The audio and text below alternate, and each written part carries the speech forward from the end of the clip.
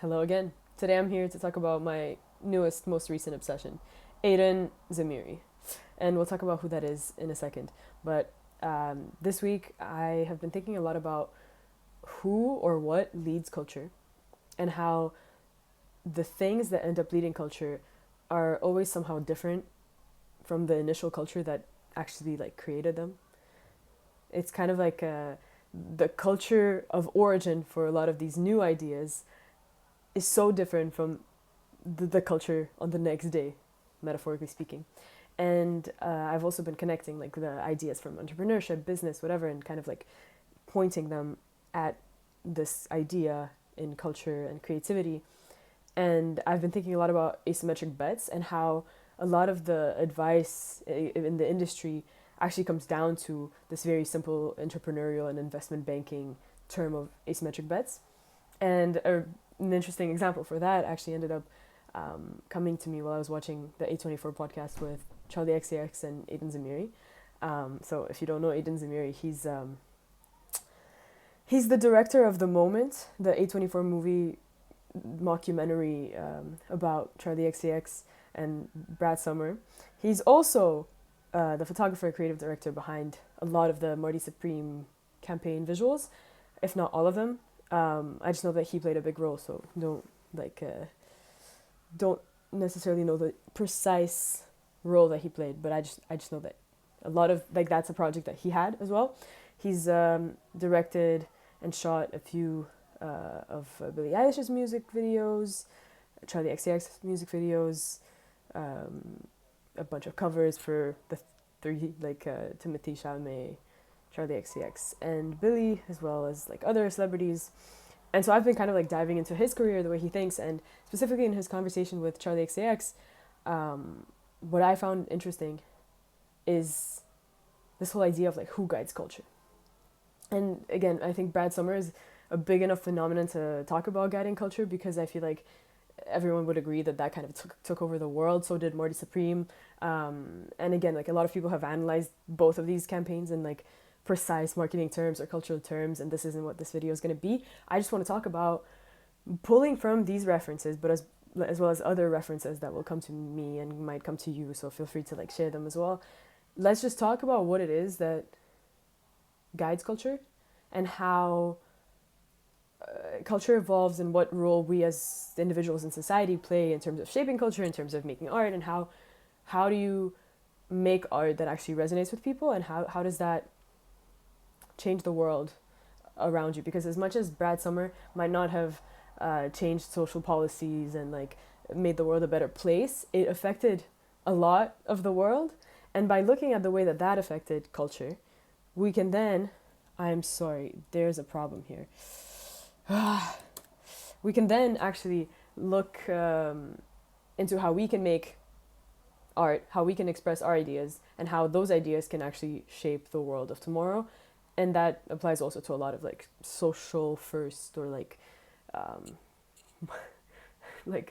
societally more important projects, because I think if we look at Marty Supreme and the campaign around that movie, the only thing or the main thing that comes to my mind in terms of that is how can we make a campaign of this scale and of this resonance for a movie that actually says something about what we as a society think about inequality, about different minorities, immigrants, all of these things, because inevitably we're shaped by the media we consume, the art we interact with, things that touch us.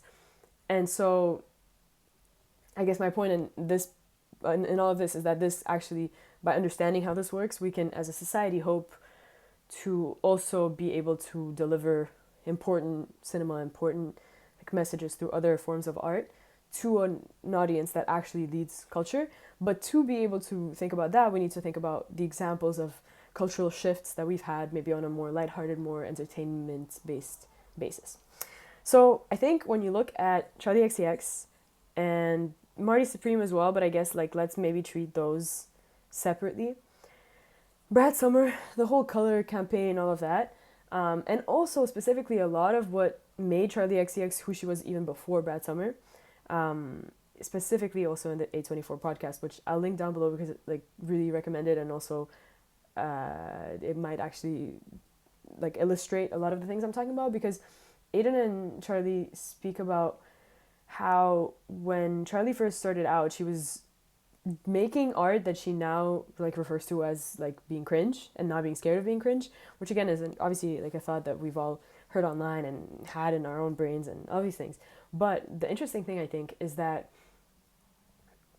the courage to experiment in art, which again is a very mainstream common idea, the courage to experiment in art allows you to connect different dots. Like I think being cringe and experimentation in art comes down to being able to make embarrassing like analogies and embarrassing connections of I don't know, like thinking about web design from like an urban engineering perspective. Does that make sense? Like the way that the cars pass through the city, everyone uses the same road to get to different places, and how that can create like a physical circuit that then, like obviously the way that people manage traffic, the way that people think about the real life implications of like roads and people using the same path to get to different things can then help, you know, instruct how you design a website, how you would make the same website be used by different subgroups and all these things. And I think like that idea is not even that far-fetched, but it's already like a creative enough intersection that isn't the first thing that comes to mind. And I think in terms of art, a lot of the ways in which this duo is different from other people creating things is that, even just from my experience working in like a record label, working in like creative agencies, like making ads and stuff like that, in the creative industries, a lot of the time, because obviously it's a very competitive industry, you're trying to move forward by looking around you and sort of pulling through different trends and like selecting sort of ideas that you resonate with, but that you've seen online and that you've seen that they work online. And again, I'm not in any way saying that like obviously it's easier said than done, everything that I'm talking about, but I think it's easy as a creative to want to jump on things that are already working. And a lot of the times it works, you know, like even like this format. I'm not saying that I invented all of this, and I'm also not saying that this is a crazy, you don't have to all the time do something different or new. And this is, I think, also part of what I've been thinking about. But in general, the idea is that it's easy to sort of collect ideas from what's working, because obviously what's working also is more is most likely what's affecting and like impacting you. So naturally you'll, you know, look at a movie that has impacted you and want to be inspired by that movie. But the issue is, if that movie worked, sourcing from that is never going to be what leads culture in the long term. Again, it could be that you copy a social media trend and your reel goes viral because of that trend. Obviously that happens a lot. Like this is nothing crazy and nothing bad. There's nothing wrong with it. But in terms of like really speaking about what influences culture, what changes the way that we exist in culture, those ideas have never been within the box that society approved at the time, sort of. I don't mean that they were controversial, but just that they weren't within the norm that people would expect. And so I think the interesting thing about like Charli XCX's young career is that because she was able to be cringe, and I think to me this kind of her talking about her younger music videos or whatever, the way she talks about like not being afraid to experiment, not being afraid to pull from random references and kind of like be a bit like too much or like too like at an opacity too high, like at a, I don't know, like an oversaturated, let's say, version of the character that she was building.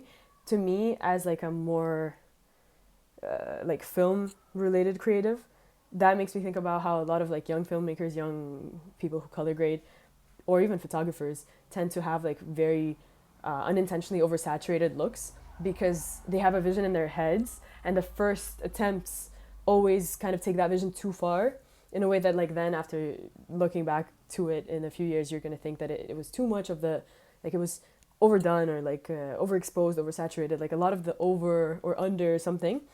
And it's because at the beginning we kind of like go to the extremes to like an oversaturated intention, and then we over or like yeah, I guess we over perform, over execute on the initial vision that we have. That leads us to like these like messy beginnings. But I think that's in Charlie XCX's case, that's what allowed her to like find her voice and her style as a person. And what that means culturally is that she found a new unexplored space and culture that she was able to take up.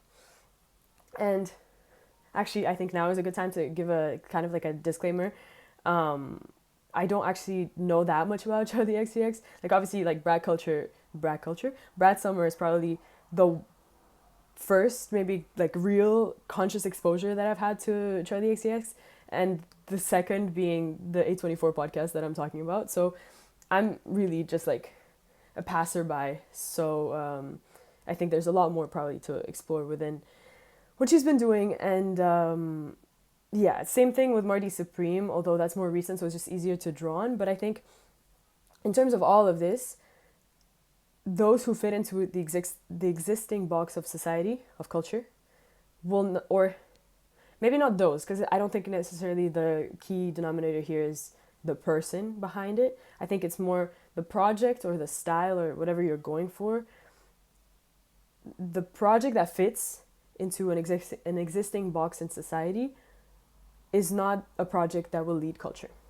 And a project that will lead culture is therefore somewhere outside of that box. And I was going to use this diagram for something else, but I think even here it's kind of important. So the way that this looks, this is kind of like a scenario diagram. So today is, you're right there, today, that's a one point in time. Over time, the possible future is like this big. The probable, most likely to happen, is that small dot over there. Plausible is a bit wider, and then this is all the possibility.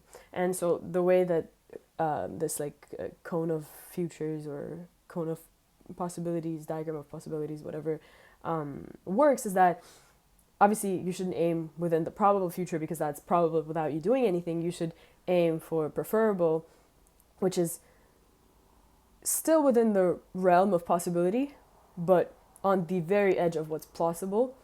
And I think this is kind of similar in terms of this, like this exact thing can be applied to ideas and culture. Obviously, if you go too far away from the center of what culture looks like today, so that if like probable becomes what culture looks like today, if you go too far away from that, your idea won't land. You can talk about it as if society, the world isn't ready for it or whatever. Maybe it's not, But the point is, if you go too far away, you might miss. If you go too close, you'll also miss because the probable or the similar won't actually lead the next curve. But if you go somewhere, and like again, each artist obviously ends up at a different spot, like kind of like all those dots.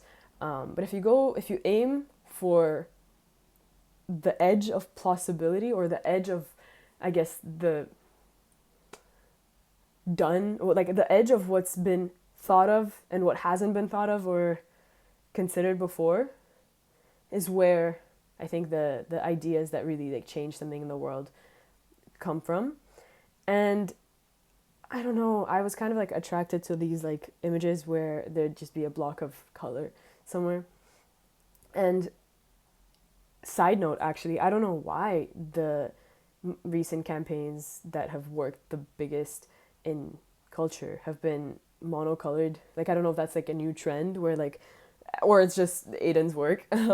But Brad Summer being one color, Marty Supreme being one color. And so I think that's potentially also why my eye was like interested and intrigued by these ones. But coming back to what I was saying, like I guess the point that I'm trying to explore here is that there's something about leading culture that requires something new or old but renewed, just because if we think about culture as like curves, and this like the state, like the phrase leading the curve kind of actually makes us think of like a sine curve. I don't know if that's a sine curve, by the way, but regardless, if we think of it as curves, then obviously the next curve won't be the same as this one, because that curve would just continue.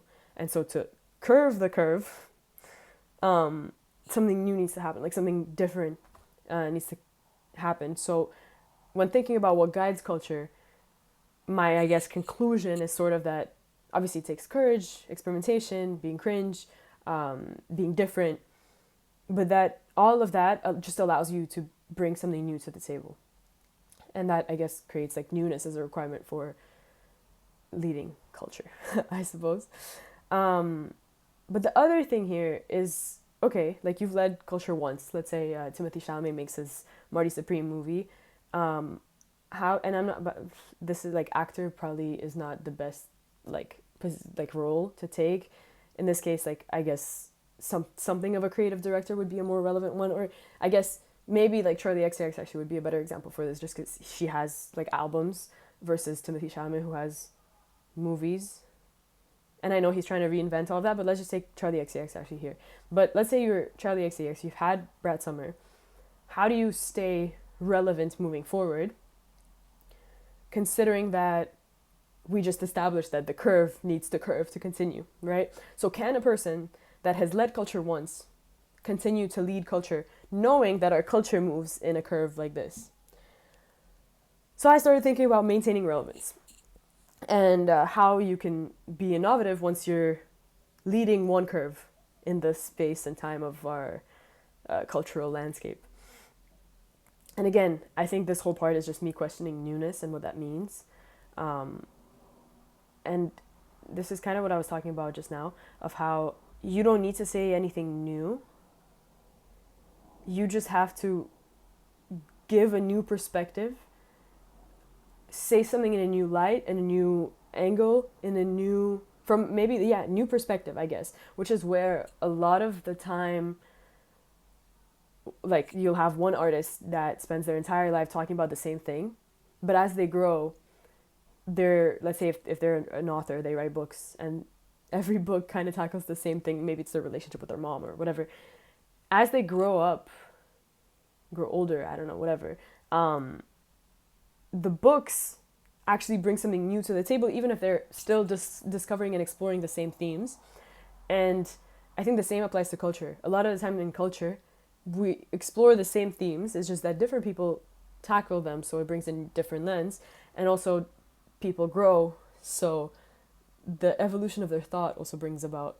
And also, because the artist grows with us, or the audience grows with the artist, it's also interesting for us as the audience to experience and explore similar themes at different points in our lives.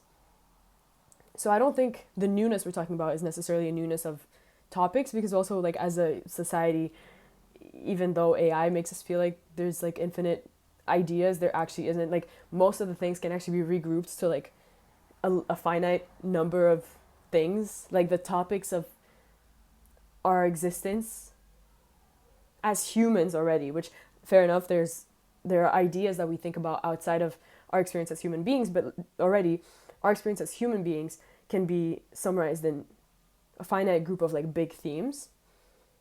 Similarly, even what we think about like life on other planets and all, like, there's a finite amount of ideas that we have considered as humanity. Obviously, it's a very large number, but the point is, it's finite, and therefore, I don't think culture requires a that's also, like, we have films that talk about the same things, and both versions of that topic have done something to culture. So I think everything points to the fact that it's about exploring different pairings, and again, pulling from different sources, and like finding new intersections between existing things versus finding a new thing altogether. Like, that's why I think that's why art is more about expression than it is about invention, even though you're obviously expressing something in a new way, or something new, you're expressing something new even, but regardless, you're not making anything up, and that actually kind of feels peaceful somehow, that you're not like spending time trying to do something. You actually have to, like, going back to the tea metaphor, I feel like I do this every week, like the tea metaphor, you just kind of have to like let it flow out of you. Yeah, and like a lot of these ideas are that it's just kind of like exploring how things connect. And my most like the thing I'm most excited about is the asymmetric bets. So again, asymmetric bets in business, investments, and entrepreneurship. But like again, those kind of go hand in hand. It's I think an angel investor. I think is like the person that coined the term, and essentially what it means is that a big investment bank, because they have already found a way that things work for them, will more likely stick within like the boundary of safety, just because they have more to lose, that like their reputation is at risk. They are more reliant on the investment they have working, just because like they have a lot of people who work for them that they need to pay, etc., etc. Like there are a lot of reasons for which they need a higher level of safety, as much as normally a big investment bank is more safe from risk than like an independent investor. But regardless, they're already in a box of what they represent as a company, and therefore they're more careful, if about nothing else, than about reputation.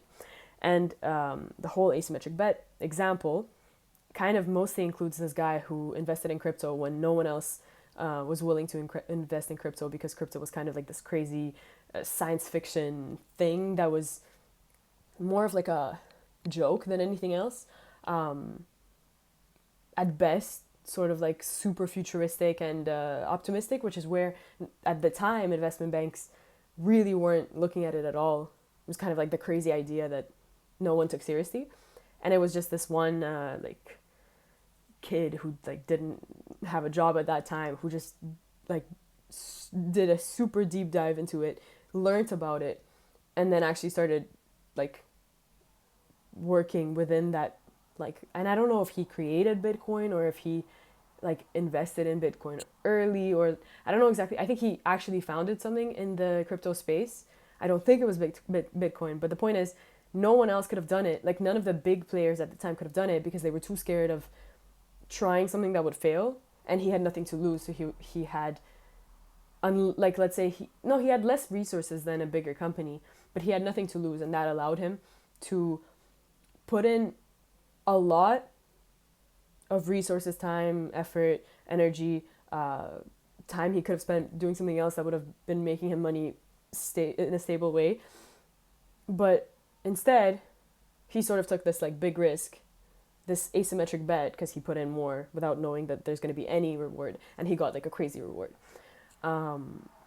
Essentially like leading crypto, which is crypto's dying down today, so it's not the best example today, but I'd like in 2020 this was like a really big thing, and so asymmetric bets are a thing in the industry that I talked about, and I think they exist in creative industries also. And I'd be super interested actually to talk about professionals in the industry, and whether like A24 thinks about asymmetric bets, or like Aiden Zamiri type of people, like do they, when making the next campaign, when thinking of the next sort of like creative cultural thing, if they consider this idea, or if the gap between the two is still like too wide to actually like for the two ideas to actually communicate between themselves.